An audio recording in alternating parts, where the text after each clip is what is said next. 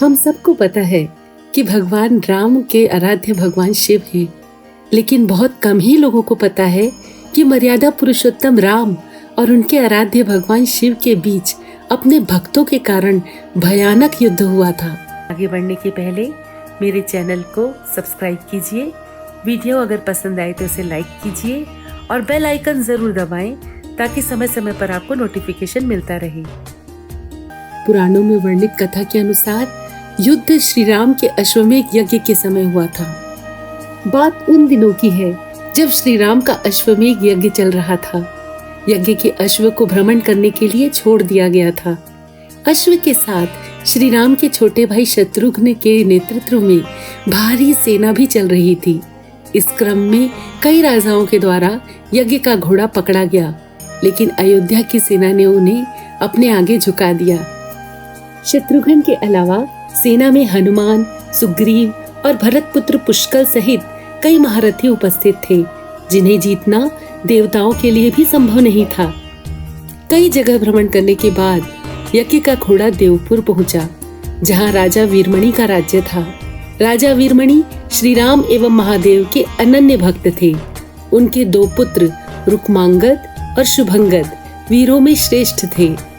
राजा वीरमणि के भाई वीरसिंह भी एक महारथी थे। राजा वीरमणि ने भगवान शंकर की तपस्या कर उन्हें प्रसन्न किया था और महादेव ने उन्हें उनकी और उनके पूरे राज्य की रक्षा का वरदान दिया था, जिस कारण देवपुर को महाकाल की नगरी भी कहा जाता था। महादेव के द्वारा रक्षित होने के कारण कोई भी उनके राज्य पर आक्रमण करने का साहस नहीं करता था। जब अश्व उनके राज्य में पहुंचा तो राजा वीरमणि के पुत्र रुक्मांगद ने उसे बंदी बना लिया और अयोध्या के सैनिकों से कहा कि यज्ञ का घोड़ा उनके पास है, इसलिए वे जाकर शत्रुघ्न से कहें कि विधिवत युद्ध कर वो अपने अश्व को छुड़ा ले। अपने पुत्र के इस कार्य से वीरमणि चिंतित हो गए और अपने पुत्र से कहा कि श्री राम हमारे मित्र हैं और उनसे शत्रुता करने का कोई औचित्य ही नहीं है, इसलिए तुम यज्ञ का घोड़ा वापस लौटा दो। इस पर रुक्मांगद ने कहा कि मैंने तो उन्हें युद्ध की चुनौती भी दे दी है, अतः अब उन्हें बिना युद्ध के अश्व लौटाना हमारा और उनका दोनों का अपमान होगा, इसलिए आप मुझे युद्ध की आज्ञा दें। पुत्र की बात सुनकर वीरमणि ने युद्ध की आज्ञा दे दी। राजा वीरमणि अपने भाई वीरसिंह और अपने दोनों पुत्र रुक्मांगद और शुभांगद इनके साथ विशाल सेना लेकर युद्ध क्षेत्र में आ गए। इधर जब शत्रुघ्न को सूचना मिली कि उनके यज्ञ का घोड़ा बंदी बना लिया गया है, तो वे बहुत क्रोधित हुए। वे अपनी पूरी सेना के साथ युद्ध के लिए युद्ध क्षेत्र में आ गए। युद्ध शुरू होने से पहले हनुमान ने शत्रुघ्न से कहा कि यह नगरी महाकाल द्वारा रक्षित है, अतः उचित यही होगा कि पहले हम बातचीत द्वारा राजा वीरमणि को समझाने की कोशिश करें। अगर हम न समझा पाए तो हमें श्री राम को सूचित करना चाहिए। हनुमान की बात सुनकर श्री शत्रुघ्न बोले, हमारे रहते अगर श्री राम को युद्ध भूमि में आना पड़े तो ये हमारे लिए अत्यंत लज्जा की बात है। अब तो जो भी होगा हमें युद्ध तो करना ही पड़ेगा। ये कहकर वे सेना सहित युद्ध भूमि में पहुंच गए और भयानक युद्ध छिड़ गया। पुष्कल और वीरमणि में घमासान युद्ध हुआ। अंत में पुष्कल ने वीरमणि पर दिव्य बाणों से वार कर दिया। इस वार को राजा वीरमणि सह नहीं पाए और मूर्छित होकर अपने रथ पर गिर पड़े। उधर शत्रुघ्न ने दोनों भाइयों को नागपाश से बांध दिया। अपनी विजय देखकर शत्रुघ्न की सेना के सभी वीर सिंहनाद करने लगे। उधर राजा वीरमणि की मूर्छा दूर हुई तो उन्होंने देखा कि उनकी सेना हार के कगार पर है। यह देखकर उन्होंने भगवान रुद्र महादेव शंकर का स्मरण किया। महादेव ने अपने भक्त को मुसीबत में जानकर वीरभद्र के नेतृत्व में नंदी भृंगी सहित सारे गणों को युद्ध क्षेत्र में भेज दिया। महाकाल के सारे अनुचर अपनी जय जयकार करते हुए अयोध्या की सेना पर टूट पड़े। शत्रुघ्न, हनुमान, सारे लोगों को लगा कि जैसे प्रलय आ गया हो। शत्रुघ्न ने हनुमान से कहा कि जिस वीरभद्र ने बात ही बात में दक्ष प्रजापति का मस्तक काट डाला था और जो तेज और समता में स्वयं महाकाल के समान है, उसे युद्ध में कैसे हराया जा सकता है। यह सुनकर पुष्कल ने कहा कि जो भी हो हमें युद्ध तो करना ही होगा।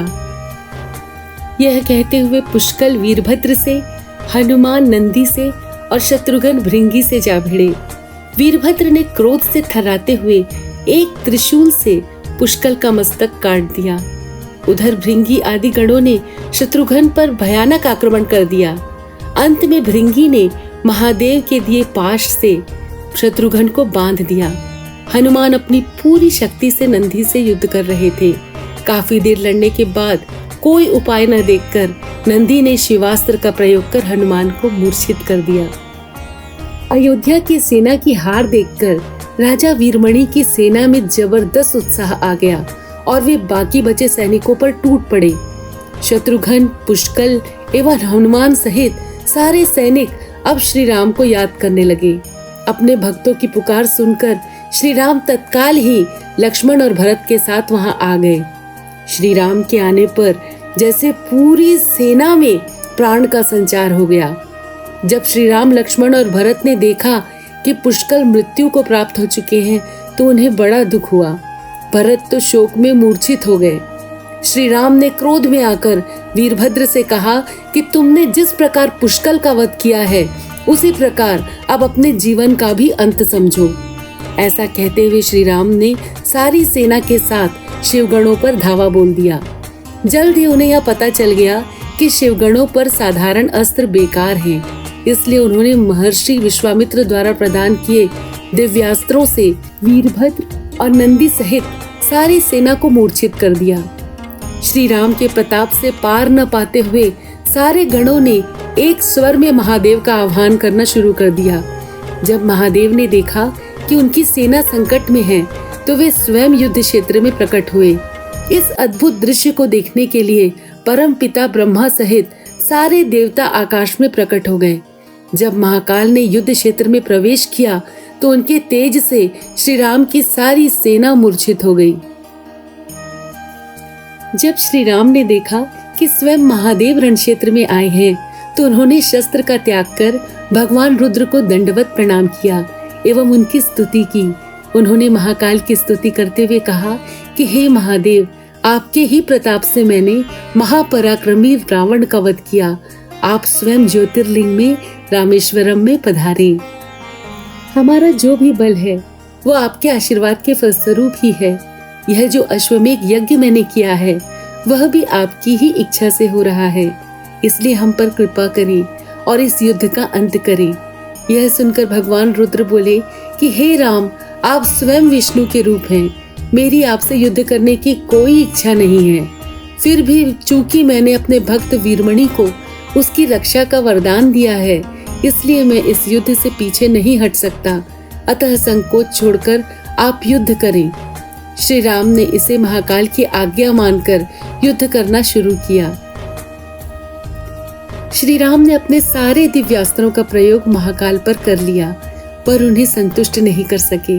अंत में उन्होंने पशुपतास्त्र का संधान किया और भगवान शिव से बोले कि हे प्रभु, आपने ही मुझे ये वरदान में दिया है कि आपके द्वारा प्रदत्त इस अस्त्र से त्रिलोक में कोई पराजित हुए बिना नहीं रह सकता। इसलिए हे महादेव, आपकी ही आज्ञा से, आपकी ही इच्छा से मैं इसका प्रयोग आप पर ही करता हूँ। यह कहते हुए श्री राम ने पशुपतास्त्र भगवान शिव पर चला दिया। यह अस्त्र सीधा महादेव के हृदय स्थल में समा गया और भगवान रुद्र इससे संतुष्ट हो गए। उन्होंने प्रसन्नता पूर्वक श्री राम से कहा, आपने युद्ध में मुझे संतुष्ट किया है, इसलिए जो इच्छा हो वर मांग ले। इस पर श्री राम ने कहा कि हे भगवान, यहाँ इस युद्ध क्षेत्र में भ्राता भरत के पुत्र पुष्कल के साथ असंख्य योद्धा वीर गति को प्राप्त हो गए हैं, उन्हें कृपया जीवित कर दीजिए। महादेव ने मुस्कुराते हुए तथास्तु कहा और पुष्कल समेत दोनों ओर के सारे योद्धाओं को जीवित कर दिया। इसके बाद उनकी आज्ञा से राजा वीरमणि ने यज्ञ का घोड़ा श्री राम को लौटा दिया और अपना राज्य रुक्मांगद को सौंपकर वे भी शत्रुघ्न के साथ चले गए।